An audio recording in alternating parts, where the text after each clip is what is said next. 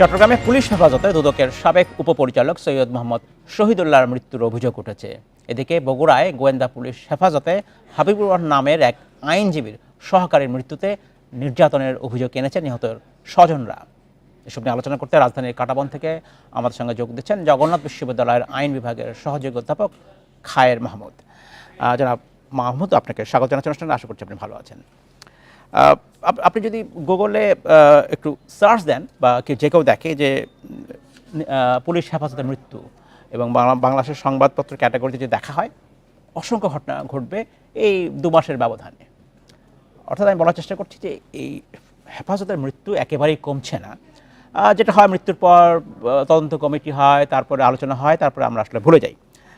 এই ক্ষেত্রে কী হচ্ছে, নিশ্চয়ই তদন্ত না করে কোনো মন্তব্য করা ঠিক হবে না, সেটাই কাম্য।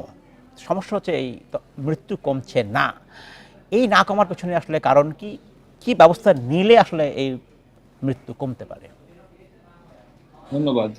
হেফাজতে মৃত্যু কমছে না কথাটা আসলে ডাটা কিন্তু তাই বলছে না। আপনি যদি গত 10 বছরের ডাটা দেখেন, 2013 সালে আমাদের একটা আইন হয়েছে, হেফাজতে মৃত্যু এবং নিবারণ আইন। এই আইন হওয়ার পরে এখন পর্যন্ত আমি একটি বেসরকারি প্রতিষ্ঠানের ডাটা দেখছিলাম, 336 জন হেফাজতে মৃত্যুর শিকার হয়েছে। কিন্তু বছর অনুযায়ী যদি আপনি দেখেন, 2020 সালের একটা ঘটনা আমাদের দেশে ঘটেছে, 20 এবং 21 আপনারা জানেন, মেজর সিনহা হত্যাকাণ্ড এবং মার্কিন নিষেধাজ্ঞা আইন শৃঙ্খলা রক্ষাকারী বাহিনীর প্রতি। সরাসরি পুলিশ হেফাজত বলা যাবে কিনা আমি বলছি ঘটনাটা বলছি, যে কারণে আপনার এক্সট্রা জুডিশিয়াল কিলিং এবং হেফাজতে মৃত্যুর যে সংখ্যা আমাদের হাতে আছে, সেই সংখ্যাটা কমছে। আমি বলছি যে আপনি যদি বছর অনুযায়ী দেখেন, 2021, 2022 এবং 2023 ক্রমাগত আমাদের যে সংখ্যা আছে, সেই সংখ্যাটা 51 এবং সর্বশেষ বছরে 16 জন এসেছে।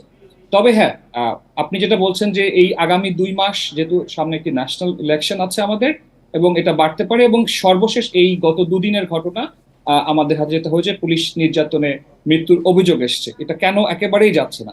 এটা না যাওয়ার কারণ আমি যেটা মনে করি, আমাদের আপনি জানেন বাংলাদেশ 1998 সালে ক্যাট, যেটা ইউএন কনভেনশন এগেইনস্ট টর্চার, এটাকে সাইন করেছে, এবং এটা করার জন্য কিন্তু আমরা একটা আইন করেছি।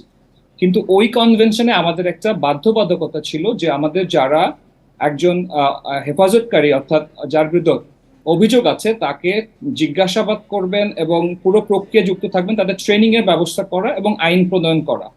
সরকার আইন প্রণয়ন করেছে, কিন্তু আমার জানা মতে, আমি জানি না, যারা এই প্রক্রিয়া যুক্ত থাকেন, শুধু পুলিশ না, কিন্তু আপনার ইন্ট্রোগেশন এবং যদি আপনি বলেন অধিকতর জিজ্ঞাসাবাদ, রিমান্ড, পুরো প্রক্রিয়া পুলিশ, ডাক্তার এবং পাবলিক সার্ভেন্টরা যুক্ত থাকেন, তাদের ট্রেনিং এর ব্যবস্থা করার কথা বলা আছে।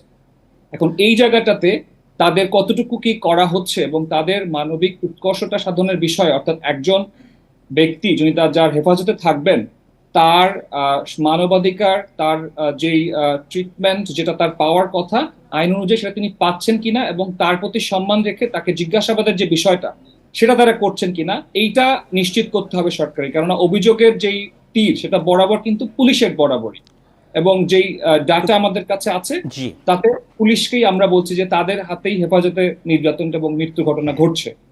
আমি একটু আবার প্রশ্ন করি আপনার সাথে। আসলে আমি যেটা বলার চেষ্টা করছি, যেমন পুলিশের যখন হেফাজত বলতে থানায় রাখা হয়েছে বা জিজ্ঞাসাবাদ করার সময় এই জাতীয় মানা যায়, এক্সট্রা জুডিশিয়াল বা বিচার বহির্ভূত হত্যাকাণ্ড, সেটা একটু আমরা যদি আলাদা করে রাখি, এই ঘটনা পুরোপুরি পরিসংখ্যান হয়তো আমার কাছে নেই, কিন্তু এর একটা কমানোর অনেক সময় অনেক আলোচনা করে থাকেন এইভাবে, যে আপনি যেটা বলছেন যে প্রশিক্ষণ তো আছেই, এছাড়াও এগুলো এখন অনেক ওয়েরেবল ডিভাইস থাকে পুলিশ কর্মকর্তাদের, পশ্চিমা দেশে অনেক কিছু ব্যবহার করা হয়, অর্থাৎ কীভাবে তাকে প্রশ্ন করা হচ্ছে, জিজ্ঞাসাবাদ করা হচ্ছে, সবটাই রেকর্ড থাকে।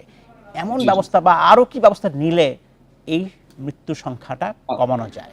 দেখেন, প্রধানত দুটো বিষয় এখানে। আমাদের দেশে কিন্তু অলরেডি একটা রিটের প্রেক্ষিতে উচ্চ আদালতের সিদ্ধান্ত আছে যে আপনি যখন কাউকে হেফাজতে নিয়ে জিজ্ঞাসাবাদ করবেন, আপনার সেখানে একজন ম্যাজিস্ট্রেটের উপস্থিত থাকতে হবে, এবং যেই প্রক্রিয়ায় একটা স্বচ্ছ রুমে পুলিশ জোরপূর্বক কারোর থেকে কোনো স্বীকারোক্তি বা এ ধরনের কিছু যেন না করতে পারে, পরিষ্কার বিধান আছে। সমস্যাটা কোথায়? সমস্যা হচ্ছে যে ঘটনাগুলো আমরা দেখতে পাই, অধিকাংশই গ্রেফতারের পরে আদালত উপস্থাপনের আগে অনেক সময় ঘটে যায়, যে সময় কিন্তু পুলিশ এটা অনেকটা কিছু অধিকাংশ পুলিশের হয়তো নির্দিষ্ট কোনো হয়তো তার ইচ্ছা বা তার ইল মোটিভের কারণে তিনি অতি উৎসাহী হয়ে এই ঘটনাগুলো ঘটায় ফেলেন। কিন্তু আপনি যেটা বলছেন বডি ক্যাম বা উন্নত দৃশ্যে, যেটা রাস্তায় গ্রেফতারের সময় পুলিশ সদস্যরা পরিধান করে থাকেন, সেটা তো আমাদের দেশে নেই। কিন্তু পুলিশ যখন অধিকতর জিজ্ঞাসাবাদের জন্য কোর্ট থেকে একজনকে হেফাজতে নেন, তখন তার জিজ্ঞাসাবাদের ক্ষেত্রে কিন্তু পরিষ্কার বিধান আমাদের দেশে আছে।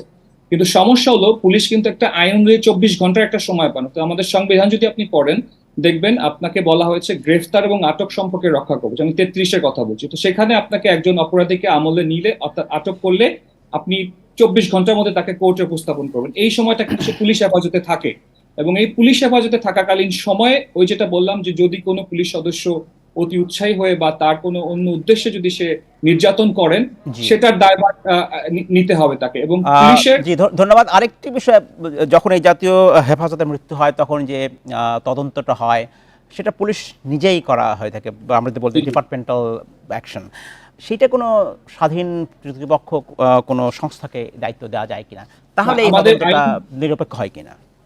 জি, 2013 সালের আইনটাতে কিন্তু একটা অপশন আছে, বিচার বিভাগীয় তদন্ত করতে পারবে। কিন্তু গত 10 বছরে দুঃখের বিষয় হলো এই আইনে শুধু একটা মামলার রায় হয়েছে, আর একটা মামলার রায় হবে বলে অপেক্ষাধীন আছে। জি সুতরাং সংখ্যা বিচারে আমরা কোনোভাবে এটাকে সফল আইন, মানে অবশ্যই অসাধারণ আইন, কিন্তু আমাদের হাতে সংখ্যা নেই যে আমরা বলবো যে এটা হয়েছে। এবং তার একটা বড় কারণ, অবশ্যই পুলিশের বিরুদ্ধে মামলা এবং তদন্ত অফিসার একজন পুলিশ, তিনি রিপোর্ট দিচ্ছেন, হয় ফাইনাল রিপোর্ট দিচ্ছেন, হয় জি চার্জশিট দিচ্ছেন। জি তো সেটার উপরে আদালতকে বিচার করতে হয়। আদালতে কিন্তু এখানে কিছু করার নেই, অধিকতর সে বলতে পারে যে এটা আরবার তদন্ত করেন। সো এখানে যিনি বাদী, যিনি মামলা দায়ের করেন, তাকে নানা ধরনের চাপের মধ্যে পড়তে হয়, তাকে সমঝোতার প্রস্তাব দেওয়া হয়, তাকে প্রচ্ছন্ন হুমকির সে মধ্যে। কারণে কিন্তু অনেক এই পরামর্শ এসছে যে একটি স্বাধীন নিরপেক্ষ আলাদা একটি সংস্থাকে যদি দায়িত্ব দেওয়া হয় তাহলে হতে পারে। জাতিসংঘের পক্ষ থেকেও কিন্তু এমন বিষয়ে পরামর্শ দেওয়া হয়েছে এবং বলা হয়েছে প্রয়োজনে জাতিসংঘের পক্ষ থেকে সহায়তাও করা হবে।